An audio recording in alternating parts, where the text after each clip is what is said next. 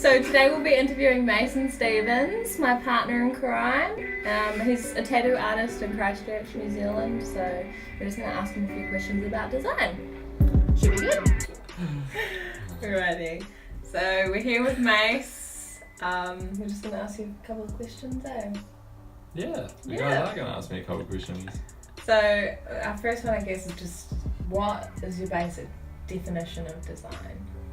Is creating something, making something that you can, or the person and the people around you can interact with, and something that's made by someone. What impact does design have on your life?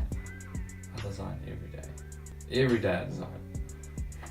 Drawing is designing, making tattoos is designing, painting is designing. You know, you're making designs for people. And so you kind of got to design every day if it wanted to make it your career kind of thing. You know? Well, they'll give you like an idea, and they'll give you an idea and like you kind of work on a style. Or like they have a specific style in mind or how they want it to look or whatever. Whether it be like lightweight or like shading or like how it's deeply shaded or whatever. But yeah, you do have like a little brick that like kind of From stick. the clients. You kind of have to stick to it. Or like they'll present you with ideas and then you base your idea with those ideas. What are your hobbies? Drawing. Nah.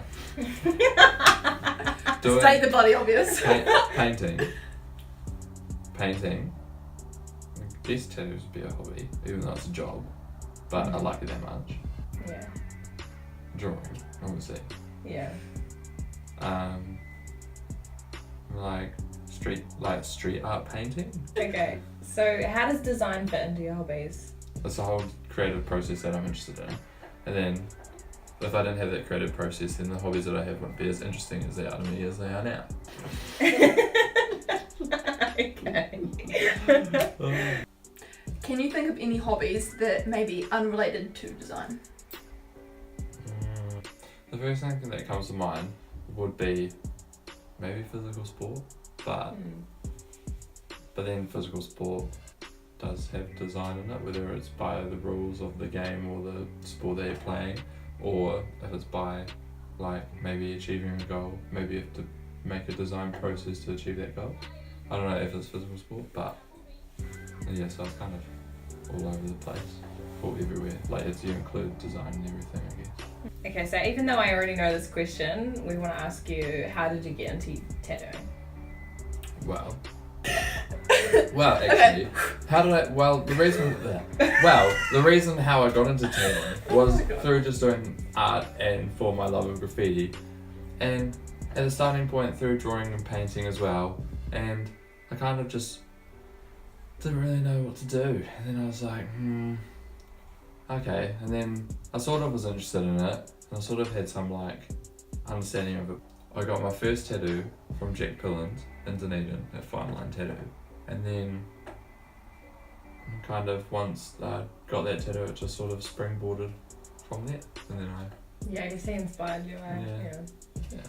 Okay, so what are your personal goals as a tattooer? At the moment, my goals for tattooing would be to create a nice smooth colour saturation, but in general just have a nice solid design that looks appealing to the eye would be a huge goal to achieve. Just want to be good at everything. At everything, I just want to be so good, and I just want to wake up in the morning, look in the mirror, and be like, I'm a man at tattooing. But it all comes with practice, and it will take a very long time. All right. So next question is, who inspires you and why? Well, probably a lot of people. A lot of ones Yeah, here. a lot of people. Like thousands of people probably do, but I can't name them all. Well, probably the first person I started looking at when I got into tattooing, when I first started drawing tattoo designs, was Grime. And I watched his Tattoo Age documentary over and over and over and over and over again, just trying to understand what he was doing, even though I'd show like split seconds. And then other artists like New Zealand artist Steen Sacred, the Sacred Tattoos in Auckland, just his like understanding of Japanese tattooing and seeing him produce large scale works, and it's real inspiring, and that's what I want to be able to do. I think it'd be a goal if you could say that you've done that, like achieved to his level. Like I don't know what his level is, but his level's real good. But yeah, he's real inspiring to me as an artist, and that's kind of the level that I want to pursue. I just want to be better and better, as good as I can be, and well, my friends and family would be kind of a big influence on me from what they've achieved, and like but not really them so much. They're more like tattooers like Graham and Dean Sacred. What are some struggles that you've had? Oh, don't even get me started on struggles.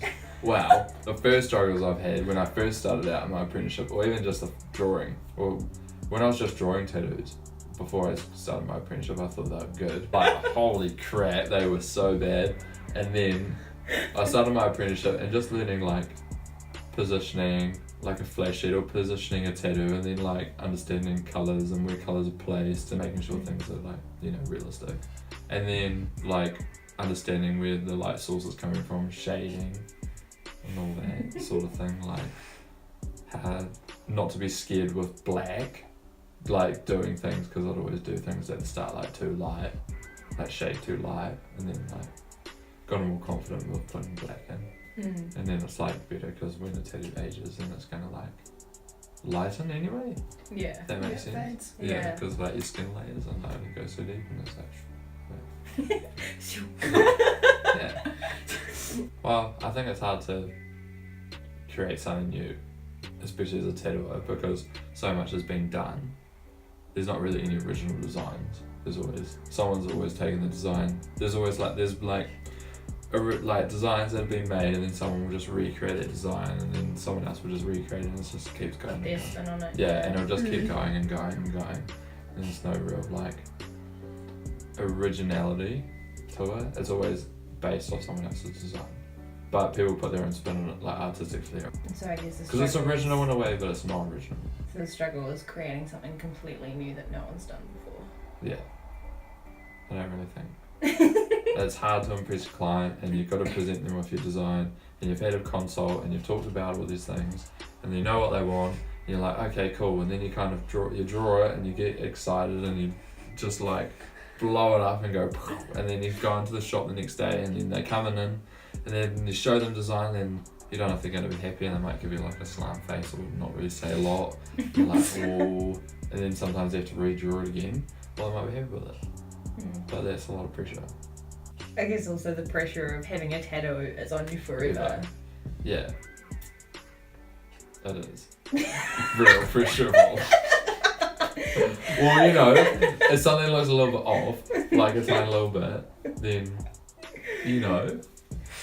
Have you ever they're noticed gonna be something? grumpy. They're gonna be really grumpy.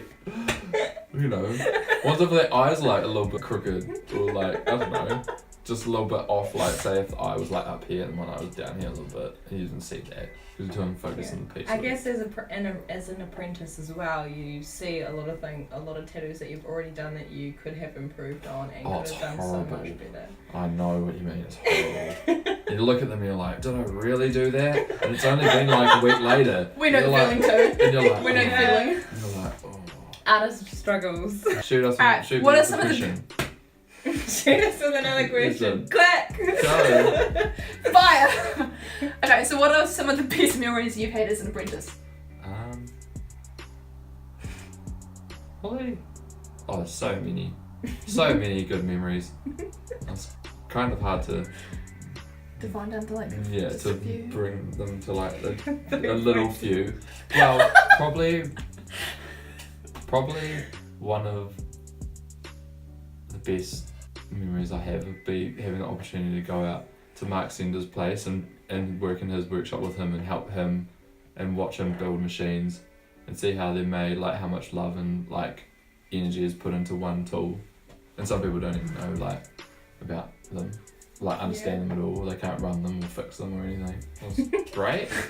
No one, everyone gets jealous of me because I'm a young gun, and everyone's like, "Oh, can I just go and do that?" And they just don't, but I get to. It's awesome. He's a good friend of mine. We have coffees and it's great. Share about what the beans taste like. And it's so good.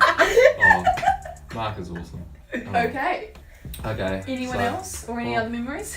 Well, probably getting to help like the guys at Belis like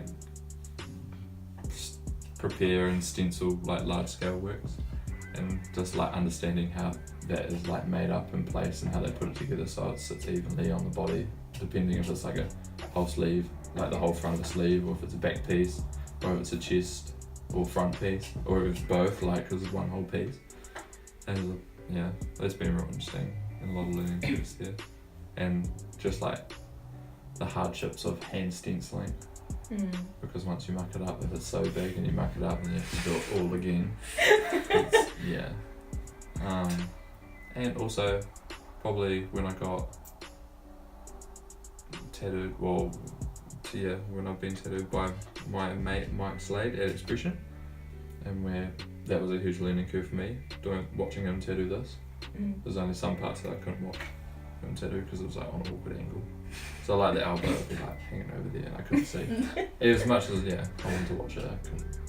But yeah, that was a huge learning curve, and just seeing how he does lines and puts colour in and the way, like, you know, lays everything down, and like how things sit, and how he'll like stencil some bits if it's not there, and how he wouldn't use his one whole stencil, just put like bits of the stencil on to make the flow, and draw like him like freehanding stuff on. Yeah. There's a lot to it, with the composition and everything as well. And colours. How it's like laid out the colours, so there's like blue here, green there, green up here, and then there's also like more green here, then blue up here to Got tie some with the blue repetition there. going on there. Yeah. And some like pink here from the peony, which is like the natural, like the real colour of it, and then doing it on the back as well to bring it up the arm. And then like with the like wind and stuff as well, like in the background how it all ties and bits overlap. Bit of value. Yeah, just chop my arm off and hang it on the wall. Yeah. Okay, so what are the works you want to show us today? Okay. Wow. Have this fish that I painted. It's pretty cool. I've also got this little fish. How long did those take you? This took 20 minutes. Are you extra kidding right No, now? it did take 20 minutes. This one took 2 hours. Yeah, there's 20 a lot of minutes. detail in that one actually. Like with That other one though, 20 the minutes. shading. I know. I'm done. I'm out of here. And then some script, Yeah. like alphabet. How long did that take you? Ages. I can Because imagine. I'm shit at script. I actually watched him draw it and he was doing all the alignment and things. Oh, I would and be as that well. too. Yeah. I feel like it's perfect. And then I drew this one, and painted this one, Yeah, that's and really burnt this cool. one. And burn this one. The eagles and stuff. To give it. Yeah. It took ages to do. Oh, yeah. But yeah, that's pretty cool. And then Some more script. I got some more script Whoa. Nice. because I need to learn. I need to learn. Because I'm Practice makes perfect. I'm bad at script, so I need to learn and get better. And that's the only way I'm gonna get better is practice. And that's my fish one. That you hold me.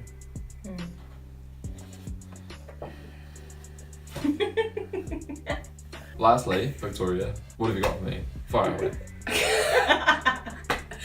Okay, so the last question we have for you today is why tattooing? Well, I'm passionate about it, and I love doing it, and just the fact that people let you put your artwork on them, and it's on them for their whole life, and then if I tattoo people that are younger, then it's on them longer than I'll be alive. So, yeah. That's pretty cool, eh? Yeah. And your work, and just the fact that your work like travels around and goes probably more places than I will ever go. That is so You know? cool, yeah. So then it'll go places that I probably never go. It'll be cool. I'll get to know that. Well, maybe I will get to know that if I tattoo them in the future. But yeah. Yeah. Cool. Well, I think that concludes our interview. Thanks, guys. Hope you guys enjoyed today's video. We'll see you next week. Make sure to give us a like. And hit subscribe.